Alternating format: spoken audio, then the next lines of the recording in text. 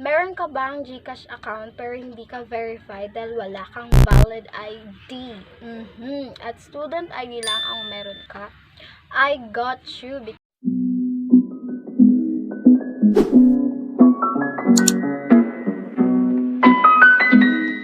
What's up you guys? It's me Gracel and welcome to my YouTube channel. If you're new here in my channel, please do consider like, share, and subscribe, and don't forget to hit the notification bell for you to get notified on my next video. Meron ka bang Gcash account pero hindi ka verified dahil wala kang valid ID at student ID lang ang meron ka? I got you because in this video, I'll be teaching you how to verify your Gcash account using your student ID.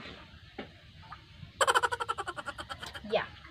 In this video, we will be discussing about what are the IDs applicable for verification, and also what are the list of requirements that we need to prepare, and of course, how are we going to verify our Gcash account using our student ID. So I'll help you with a step-by-step process. So let's begin. Okay, so the first thing that we're going to tackle is what are the list of IDs applicable for verification. So the IDs that are applicable for verification are UMID, driver's license, PhilHealth card, SSS, passport, voter's ID, immigrant COR, government office or GOCC ID, MD, MF ID or Pag-ibig ID, postal ID, and PRC. So those are some of the IDs that are applicable for verification. So if you have those IDs, you may proceed to verification on the 3 basic ways on how to verify, which is to take ID photo, scan face, and fill information. But if you don't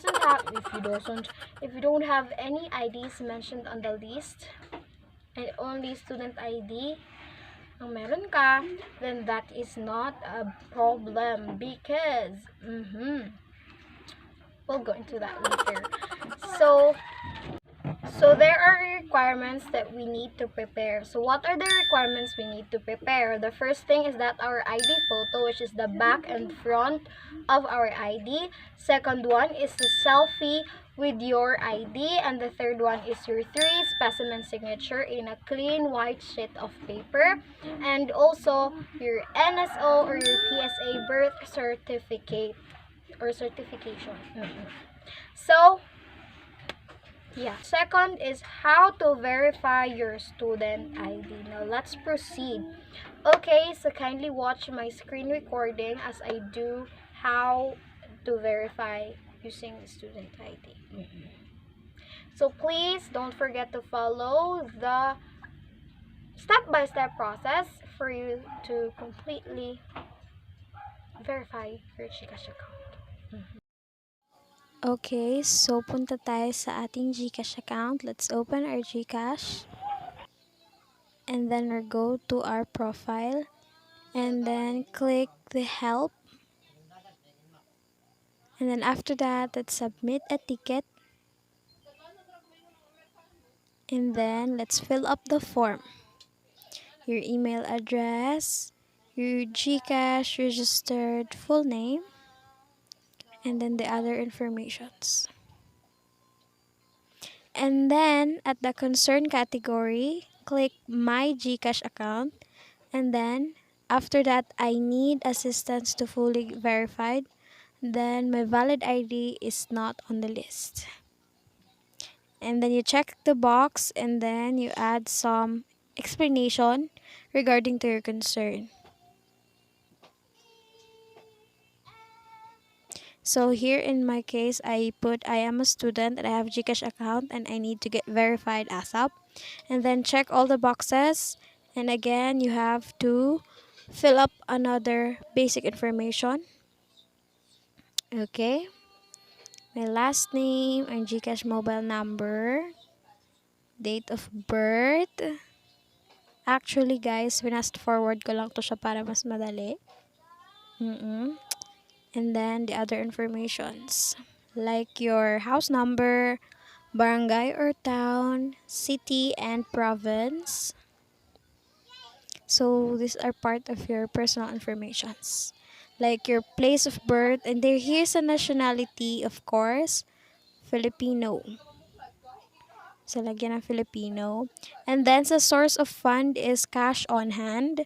And then, nature of work, lagyan yung student. And then, yung ID type nyo, you can use, here, andito siya is, my senior citizen card, my seaman, ano ba yan tawag dyan? Police clearance, and then NBI clearance, you can use that one, or DSWD certification. But since we are students, so, ang school ID ang gagamitin natin, and dapat yung school ID natin is 2017 to 2021 yung expiration. So, ayan. Tap natin school ID. Ayan. Kasi pag 2019 to 2020, hindi na accepted yon. So, you enter your ID number. And then after that, let's proceed to the list of requirements. You put Filipino. And then check all the 4 boxes, which is the mentioned requirement. And then add some files. And then, ayan, mag-add tayo ng photos, mga requirements. And then, okay, fast forward ko lang siya, guys. After that one, you'll see that the photos are uploading. And after it's uploaded na, you click submit. And then, okay, our submit is success. And then, you can see your ticket. Yeah, that's it lang po. Ganyan lang po kadali mag-verify ng ating account. Just wait for their email or their message. And you can also check it out, yung sa submit ticket mo.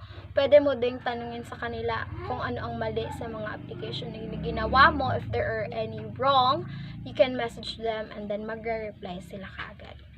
Kung may natutunan ka sa video na to, please don't forget to give this video a like, share, and subscribe. And don't forget to hit the notification bell.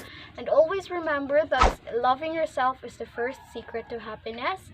Stay hydrated, everyone, and we'll see you again on my next vlog. Bye!